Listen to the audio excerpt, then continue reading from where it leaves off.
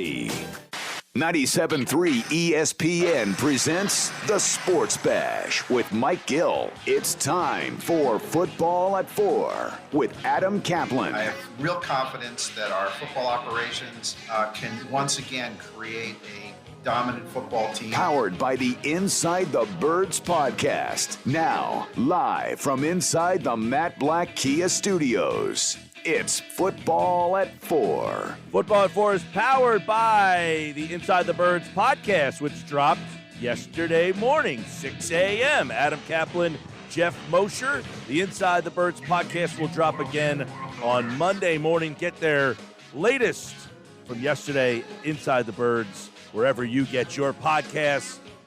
There he is. Adam Caplan. We got so much going on just 2 weeks before the NFL draft is here. And, of course, you know, Adam, the draft is getting close. And, of course, everything is speculation. Everything is moving. Everything's shaking. And, of course, the Eagles want to move back into the top 10. They wouldn't have it any other way, right? Right. Mosher and I have been talking about that. Geez, probably 3 weeks ago. Don't be surprised if they move up from 12 to 10 or 9, whether it's a receiver, particularly a corner. A corner to me is if you're trying to build a defense, you're unable to do it with what they have a corner right now other than Darius Slay. They can't. So they have to add a bunch of outside corners. We've said that for several weeks now. And that's something that they'll look to do. There's no question about it. But, man, at 12, Mike, and the reason why there's speculation they might move up, it's unlikely that Horn or Surtain are going to be there. I don't see it. I've said for several weeks now, I know teams that have Horn higher than Surtain on their boards. They like the player better. They're both going to be very good. Like, you're splitting hairs here. They're very well-respected corners, sons of two former NFL players.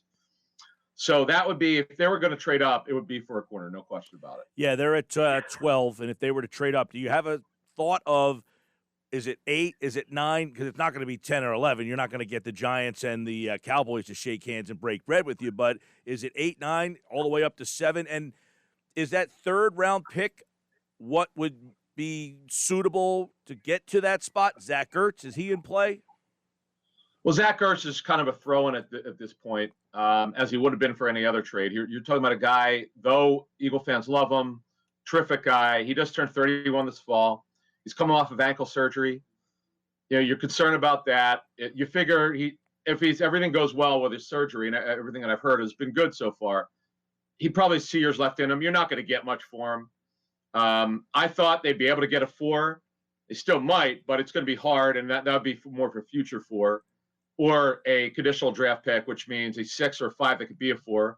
If certain things happen, of course, that would be for a future 4. So, really, when you look at their situation right now, they don't have a lot to trade other than draft picks. They do have, as we know, 11 this year. We still don't believe they're going to keep 11. It's super highly unlikely they're going to keep 11. Yes, the team is in transition/rebuild, as I've called it. I still think it's a semi-rebuild because it's a bad roster. It needs a lot of work. Mike, if you and I rank 32 teams and who has the most needs, I'm putting the Eagles in top 3 in terms of needs right now. Carolina's right up there. You mentioned them. This is where I'm going to go here with the trade.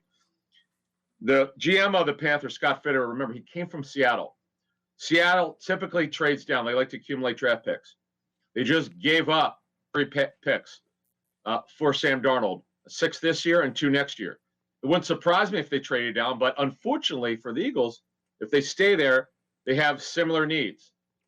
The Panthers need a left tackle, but they need a corner in the worst way. They need to get younger. They need more talent. They're not very talented at corner. And they need receiver. They need depth. They don't have a 3 and a 4 or 5 right now, probably more of a 3 and 4.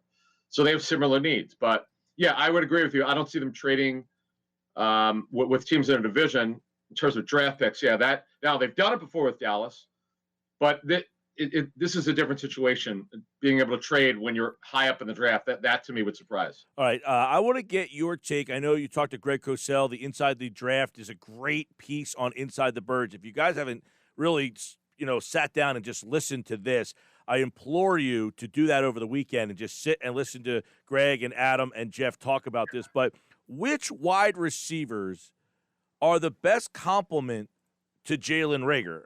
You got Bateman and Marshall, Collins, guys that are not in that top, part of that draft. I guess Waddle would possibly be available. So when you guys are breaking down these wideouts, how does Greg see X slots and Z's? Well, it's interesting. The list that I sent you, Mike, most of the players on there we didn't talk to Greg about. I've probably talked to over 6 receiver coaches so far. I do this every year. I just want them to break them down, as you were just saying, who could play that single receiver side, which is the X receiver, who could play the multi-purpose Z position. That's the guy who moves typically. And then who are the best slots, and who are guys who we're not talking about who are going to go a little bit later. So one of my favorite receivers for the draft is Rashad Bateman, who should go in the second. He should go the earliest I think he would go would be the mid-20s. I still think he gets to the second round. I like him a lot too, but I feel like he or Tony are one of the guys that someone reaches on. I don't want to say reach, but just like you're like, whoa, I didn't see him going like Washington at 19. Well, Tony, okay, that's a good segue. Okay, Tony to me, you better know how you want to use him. He is a guy that was used on a lot of slot screens and reverses and specialty plays. You have to know what he is at the next level. Because if you don't use him right, he's going to be a gadget player. And he's way more talented than that. I had a receivers coach tell me this week he'd love to coach him because he thinks there's so much upside. He's got him as a top 40 pick, this guy said. Now, Waddle, I want to get over to him. Yep. The only way Jalen Waddle makes it to 12 is the teams picking ahead of the Eagles are concerned about his ankle surgery. I'm told it's a 5 to 6 month rehab. He should be okay by late July, early August, ready to go. But if you're passing on him because of his surgery, you must be a team that's desperate to get him on the field this year, because the draft is never about this season. The draft is about future needs with hopefully current needs met. Free agency is totally about current needs. It's 1 to 2 years and that's it. It has nothing to do with down the line. So teams that don't get it, teams that are probably going to have their staffs fired, they're going to worry about Jalen Waddle for the season. You should never worry about this season when you're drafting in the first round. It's always about future seasons. All right, Bateman, Terrence Marshall, another guy who ran 4.3. Nico Collins, 6'4". He's a big guy. Sage Surratt. These are guys, do you think they are the best fits for what Philly needs? All right, I would say Bateman, because I'm also told that not only is he an X receiver, I'm also told that he could play any of the 3 positions. He could play the Z position, though he's probably best at X. He could play on the inside because he's played inside before. Marshall could flat out fly. He's got good enough size. He's a second-round pick. At 37, that would make sense for the Eagles. Now, Nico Collins is more of a mid-third round to fourth round pick. A guy who can move. His tape's better than you think. You got to go back a little bit, though, because of the lack of football last season. He's a favorite of a lot of coaches I spoke with. They like him this is the mid-round guy that a bunch of coaches mentioned to me. Sage Surratt is going to be probably 3rd to 5th round. The reason is he's not fast. He's super smart. I had Surratt on, he was on with me actually twice on Sirius. He's a guy that was a tremendous high school basketball player, probably one of the best of his graduating class of high school 4 years ago. He is tremendous as an athlete in terms of being able to go after the football, but he's not explosive in a short area. That's why he's going to drop. Tony, we talked about, and here's my sleeper of the draft here. Josh Palmer from Tennessee. Every receivers coach mentioned him. Greg Cosell mentioned him. He's a guy that ran away from Surtain and ran right by him on tape. He's a guy a lot of people are talking about. He reminds me of, I have to go back some, a former Tennessee receiver. You might remember Denarius Moore, who was drafted by the Raiders. Nobody knew about him. A terrific rookie season. Didn't hear much about him after his first 2 seasons, but he's a guy that a lot of receiver coaches like because he can flat out fly and he's got positional versatility. All right, Adam, we do have a lot of questions coming in for you. I want to throw a couple your way if you're all right with that.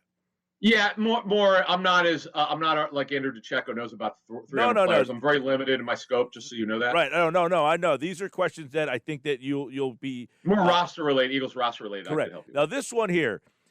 First off, loves ITB. Adam, based on the reports, is there one player in particular that they would target to get in front of Dallas or the Giants? Corner. Has to be a corner. Receiver. Do they need receivers? Absolutely. There's no question about it. They need I don't feel that they're going to trust Fulgham totally to be the starting X based on what happened last season. So they're going to add an X. It's just a matter of what round is. It's going to be rounds 2 through 4. It would be a corner. Now I don't know who they like better, Surtain or Horn. Right. But one of those two. It would be to trade it for a corner. I don't see it being any other position. All right, this is an interesting one because, all right, let's say the first 11 picks, they're the 4 quarterbacks, the 3 wide receivers, Pitts, Sewell, Horn, and Surtain. They're all off the board, and you're at 12. Oh, man. Parsons, is that when you take a linebacker? Won't happen. I don't see it because of his off-the-field history. He's getting – the issue is not the tape. If he didn't have the off-the-field concerns, he's a top 7 pick. Okay. This is just from a character grade, it's not going to be good enough to take him there. I don't. And by the way, they're not taking a linebacker. Pigs will fly before the Eagles take a linebacker that early. It ain't happening. All right. Those were a couple questions about higher in the draft that I wanted to throw your way because that question there I thought was very interesting because that's the worst case scenario, right? Well, I'll tell you what. If believe it or not, I've thought about this already because of our show. Jeff and I have had to discuss this. Then Jason Owe, the DN from Penn State, you have to hear Greg Cosell on this kid. Oh my God, Greg, you know Greg's work. He rarely goes overboard, or he's pretty even when he talks. Even players he likes, doesn't get super excited. I've known him almost 20 years. I don't know that I've ever heard him talk about a player like this before. I know that Owe does not have the sack production, but his pressure numbers are good, but he doesn't have the sack production. He's a work in progress type player, but to me, that's what if the board is destroyed, Mike, for the Eagles at 12, then I think you start thinking about moving down. Have to. That's what I said. I said I don't want to pick 12 in that case. I'm getting out of that spot. Yeah. Adam Caplan, Inside the Birds, the Inside the Birds podcast. A new one is out. The next new one will be Monday morning, 6 a.m. Your guys' take on this athletic dysfunction. Now, the way I kind of look at it is this, Adam. I don't doubt that there's dysfunction, but my point would be I feel that there's dysfunction in sports everywhere in today's sports. You have the analytic department and the scouting department, and they don't respect each other in any walk of life. Gabe Kapler and the Philly scouts don't agree. You have dysfunction. The Sixers analytics department and their scouts don't agree. They had dysfunction. I feel like that's what's going on with the Eagles. And by the way, many other organizations in football and other sports. Mike, let me explain something to you, and you hit on it very well. You're right.